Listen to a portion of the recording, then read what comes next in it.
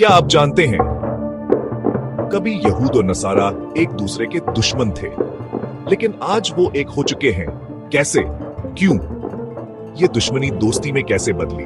क्या ये मजहब का मसला था या कुछ और बहुत गहरा?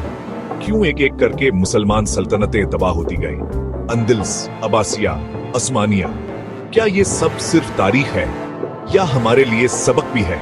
आइए जानते हैं असल साजिश क्या थी और आज हम कहां खड़े हैं। हजरत ईसा अलैहिस्सलाम को यहूदियों ने झुठलाया, उनके खिलाफ साजिश की। रोमी हुकूमत ने उन्हें सलीब पर चढ़ाया। ईसाइयों के मुताबिक ईसाइयों ने यहूदियों पर इल्जाम लगाया, तुमने हमारे नबी को कत्ल किया।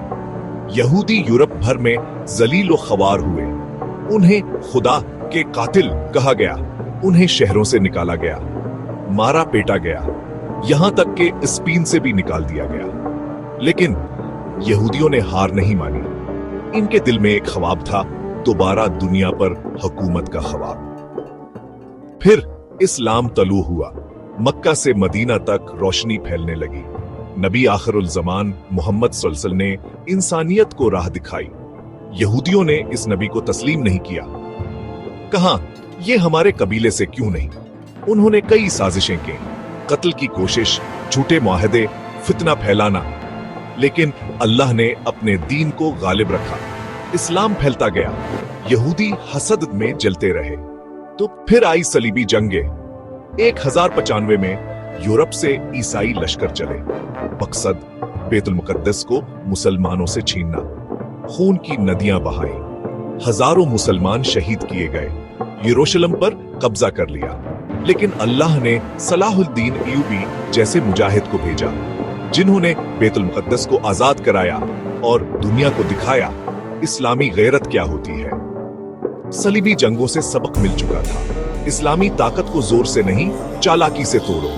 यहूदियों ने ईसाई दुनिया के दिल में जगह बनाई, बैंकों पर कब्जा किया, तालीम, मीडिया, माईशत सब पर छा गए। ईसाई बादशाहों के मशीर बने, लेकिन दिल में ख्वाब अब भी जिंदा था, हमें फलस्तीन वापस लेना है।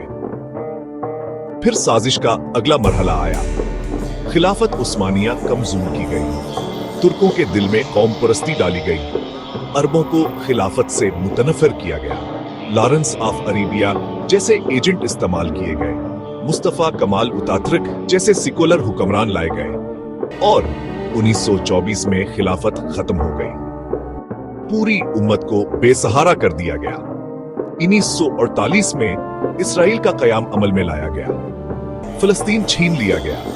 मुसलमान सिर्फ एहतजाज करते रह गए। अमेरिका, बरतानिया, फ्रांस सब ने इसराइल की पुष्टपनाही की। यहूद और नसारा एक हो चुके थे और मुसलमान टकरों में बंट चुके थे। आज इस्लाम को इंतहा पसंद कहा जाता है, पर्दे को जुल्म कहा जाता है, कुरान को जलाया जाता है और हम सिर्फ शोर मचाते हैं। यहूद और नसारा ने सदियों की दुश्मनी को मसलहत में बदला, इस्लामी दुनिया को उलझा दिया, सल्तनतों को खत्म कर दिया और अब जहनों को बदल रहे हैं। क्या अब भी हम न जागेंगे?